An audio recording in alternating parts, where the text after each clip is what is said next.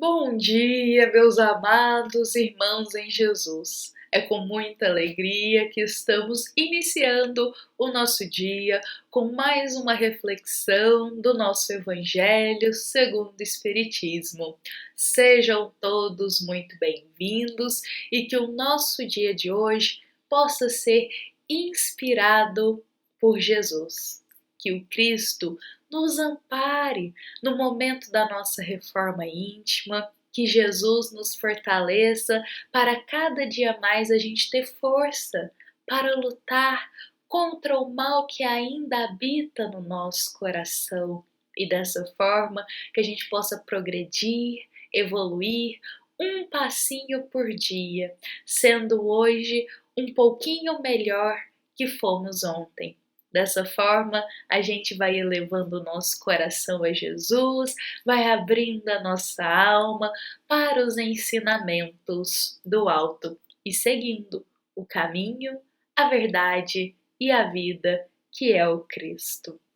Bom, meus amados irmãos em Jesus, é com muito carinho, como dissemos, que estamos aqui iniciando mais uma manhã de reflexões e hoje nós vamos convidar a todos para irmos juntos até o capítulo 6 do Evangelho segundo o Espiritismo, porque a passagem que vai inspirar a nossa reflexão desta quinta-feira, ela se encontra no item 5 deste capítulo 6, que é a passagem O Advento do Espírito de Verdade. O Evangelho segundo o Espiritismo, ele possui uma diversidade na forma de compartilhar ensinamento e as passagens conosco, que é algo admirável para a gente analisar. Dentro das páginas do Evangelho segundo o Espiritismo, nós encontramos ali trechos de Jesus, dos ensinamentos do Cristo, uma passagem de Mateus, ou uma passagem de Lucas, ou de João, e abaixo a gente vai encontrar uma explicação, um esclarecimento do que Cristo quis nos ensinar por aquelas palavras. No Evangelho a gente também encontra as parábolas do Cristo. A gente vai ver algumas parábolas ali em destaque, nos convidando a refletir o fundo moral, a refletir a alma daquele ensinamento que Jesus compartilhou há 2000 anos atrás. Olha que rico que é o Evangelho segundo o Espiritismo, porque nele a gente também vai encontrar passagens que por vezes são passagens pequeninas, mas que elas têm uma potência em cada palavra dela que surpreende a nossa alma a cada palavrinha lida. Sempre me lembro, nesse caso, da passagem A Paciência, da passagem O Dever. São passagens pequenas, curtas, sucintas, mas que cada palavra tem uma potência de ensinamento para nós que enriquece a nossa alma.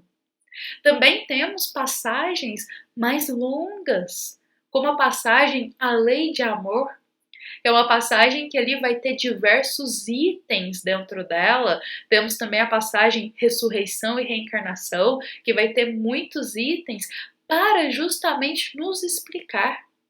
São temas, às vezes, que demandam mais explicação, vão ter mais tópicos, mais mensagens enviadas de espíritos amigos, nos explicando diversos pontos de vistas sobre aquele tema. Olha só como que há uma grande diversidade de forma dentro do Evangelho segundo o Espiritismo e o quanto que isso é rico em ensinamento para todos nós. E estamos compartilhando isso aqui hoje porque o capítulo 6 do Evangelho segundo o Espiritismo, ele é um capítulo muito especial, porque ele vai ter uma forma diferente também de compartilhar as passagens. Nós vamos encontrar nesse capítulo algumas mensagens enviadas pelo Espírito de Verdade. E são passagens tão potentes de ensinamento, passagens tão especiais, que elas têm algo diferente das outras. A gente vê quase uma sinfonia de ensinamento. A gente vê um ensinamento ali muito elevado. É uma passagem que, assim, nos convida a uma atenção um pouquinho maior, a um cuidado na nossa leitura, para a gente meditar sobre cada parte dela, porque é como se fosse quase uma poesia. É uma mensagem tão bonita, assim como todas as outras do Evangelho, mas essa é uma mensagem tão bonita que a gente precisa ler ela com os olhos da alma. E por causa disso, nós vamos convidar a todos para a gente, ao longo de 4 dias, nos dedicarmos a essa passagem. Porque ela vem separada por partes. Cada parágrafo dela, se a gente olhar com carinho, a gente consegue extrair dele muito ensinamento. Então, o nosso propósito aqui é fracionar essa passagem e a cada dia dedicar um olhar da alma para o ensinamento daquele trecho. Com isso, no final desses 4 dias, nós teremos passado por ela inteira e compreendido a potência do ensinamento que ela nos concede.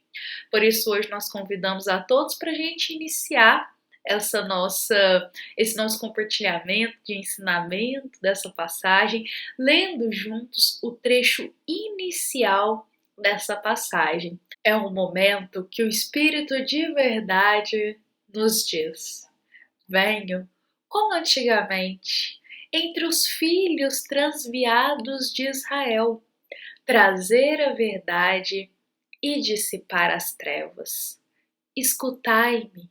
O Espiritismo, como antigamente, a minha palavra, deve lembrar aos incrédulos que acima deles reina a verdade imutável, o Deus bom, o Deus grande, que faz germinar a planta e eleva as ondas. Este trecho inicial da nossa passagem de hoje, a qual vai inspirar aqui a nossa reflexão desta quinta-feira, ele é tão bonito que parece quase uma poesia para os nossos ouvidos. Olha que lindo quando ele nos diz: o Espiritismo, como antigamente é minha palavra, deve lembrar aos incrédulos que acima deles reina o Deus bom, o Deus grande que faz germinar a planta e eleva as ondas. Quase uma poesia esse trecho aqui para nós. E esse trecho inicial da passagem de hoje, ele vem nos convidando para conversar um pouco mais sobre uma chaga moral que impede a gente a enxergar isso, a enxergar o Deus bom, que nos impede da gente ver que acima de nós reina a verdade imutável, reina o Deus que governa e cria a tudo. Essa chaga moral nos impede, nos cega de ver que somos pequeninos ainda, que somos apenas criaturas. Nós estamos falando aqui do orgulho. Esse sentimento, essa chaga moral que nos faz crer algo que não somos. Vou ler aqui para nós um trechinho que a gente pontuou aqui na nossa reflexão escrita sobre o orgulho. Esse orgulho que a gente alimenta no nosso coração. Esse orgulho que a gente às vezes cultiva diariamente na nossa alma, por vidas e vidas, e não percebe. Esse orgulho é o sentimento que nos ilude, que nos cega, que faz que a gente acredite que somos como reis, mas reis sem coroa. O orgulho floresce em nós, o pensamento de que somos melhores, de que somos superiores aos outros, pensamento esse equivocado. O orgulho faz com que a gente acredite que a nossa opinião é a única certa, é a única correta sempre, que podemos mandar em tudo e em todos, e que todos têm que estar à nossa disposição. O orgulho, ele cria essa ilusão de que podemos controlar a tudo do nosso jeito e que tudo tem que ser feito na hora que a gente quer e que tudo tem que estar à nossa disposição. Olha o que o orgulho desenvolve dentro de nós. Essa forma de ver o mundo, de ver a vida, de ver o próximo, tão equivocada. É como se o orgulho elevasse um pedestal no nosso coração, a gente subisse nesse pedestal ilusório e dali a gente começasse a enxergar a vida, os acontecimentos, os nossos irmãos, a enxergar de cima como se fôssemos superiores, mas não somos. Olha como que esse sentimento é um sentimento de ilusão, porque quem somos nós?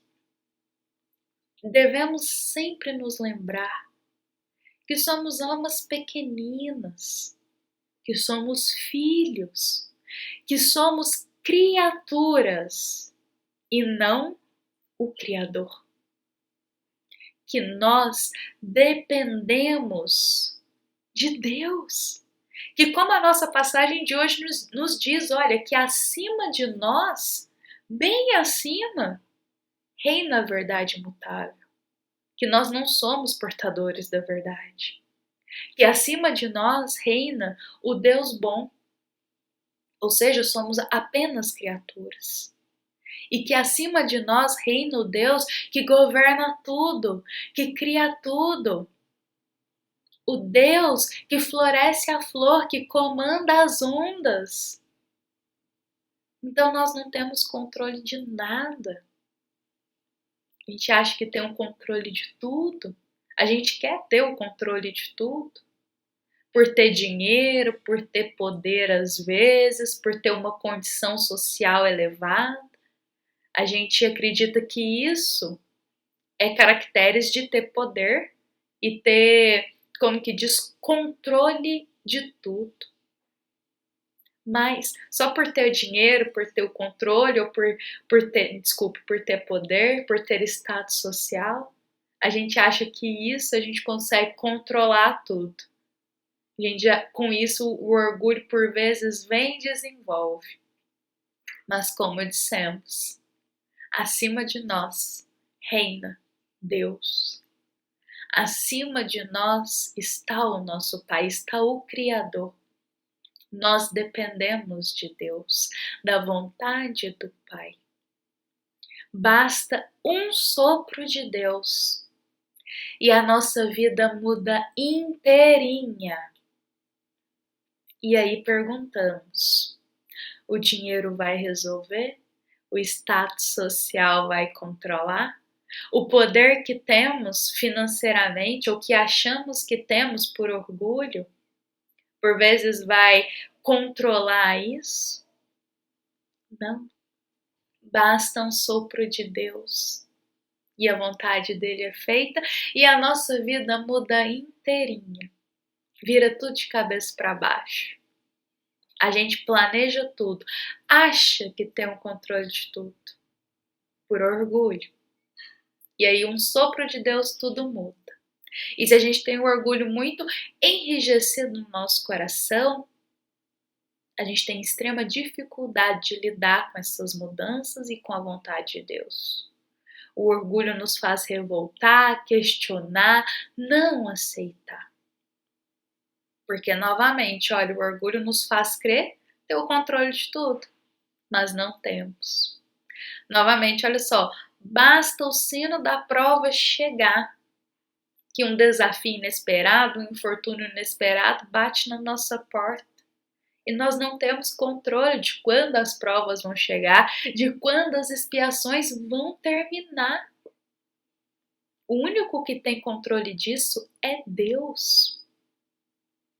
Isso nos convida a um olhar mais humilde, a perceber conforme a nossa passagem nos diz que somos filhos e que acima de nós, bem acima, está Deus. Com isso, todas as vezes que o orgulho vier bater nos nossos pensamentos para entrar e dominar, quando o orgulho quiser dominar o nosso coração, olhemos à nossa volta, olhemos a potência da criação de Deus e notemos que somos só criaturas, que somos filhos, que a gente não controla nada, que a gente não determina nada, mas que a gente tem que buscar ser humilde para fazer a vontade de Deus, porque Ele sabe o que é melhor para nós, Ele sabe o que é melhor para cada filho. E Deus é um Pai tão amoroso que Ele deixa a gente tomando as nossas decisões e conduzindo a nossa vida do jeito que a gente deseja, mas Ele vai chegar um momento que Ele vai nos mostrar que toda ação vai ter uma consequência e que a gente precisa arcar pelas nossas escolhas. A gente precisa ter essa responsabilidade na vida. Então Ele é um Pai tão amoroso que Ele aguarda o nosso tempo, Ele nos educa com calma, Ele vai com um jeitinho conosco. Mas a gente precisa ter humildade para enxergar isso. Ter humildade para enxergar que somos filhos, que temos que ter respeito, que temos que compreender que a vontade de Deus é sempre a melhor para nós. E jamais deixar o orgulho dominar o nosso coração e nos fazer crer acima dos nossos irmãos e nos fazer crer certos de tudo ou portadores de uma verdade que não temos. Por isso, meus queridos irmãos em Jesus, vou ler aqui para nós, compartilhar aqui conosco um trechinho final que a gente fez da nossa reflexão. Todas as vezes que o orgulho domar o nosso coração, olhamos as estrelas, olhamos a flor, olhamos o mar, olhamos a potência da criação divina, potência e a perfeição de Deus, do nosso Criador. E com humildade, nos coloquemos no nosso lugar de filhos, de criaturas. E sigamos sempre o exemplo do nosso irmão maior, Jesus. O maior exemplo de humildade, de abnegação e de submissão a Deus que nós temos. O nosso irmão maior, Jesus. Bom, meus amados irmãos, essa é a nosso ponto de vista, a nossa reflexão deste trechinho inicial da passagem, porque vejamos que quando o Evangelho vem e nos diz, olha, a gente por vezes é tão incrédulo, é tão orgulhoso, a gente tem que se lembrar que acima de nós reina a verdade imutável, que acima de nós reina Deus. A gente não controla nada. Daqui um segundo, daqui um minuto, no dia seguinte, podem acontecer tantas coisas que a gente não controla. E se o orgulho estiver muito firme no nosso coração, a gente vai ter dificuldade de enxergar o aprendizado nessas situações e de enxergar a vontade de Deus nisso que nos ocorreu. Por isso a gente tem que trabalhar a humildade, se esforçar para trabalhar a humildade a exemplo de Jesus. Porque dessa forma, cada pedrinha no nosso caminho, a gente junta, supera e faz um degrau para a evolução do nosso espírito. Bom, meus queridos irmãos em Jesus, essa foi a nossa mensagem de hoje. Vamos convidar a todos para encerrar a nossa reflexão desta quinta-feira com o coração recheado de ensinamento. Lembremos que essa é uma mensagem do Centro Espírita Luiz Gonzaga de Luminárias a todos os corações que nos ouvem e que nos acompanham. Fiquemos em paz e que assim seja.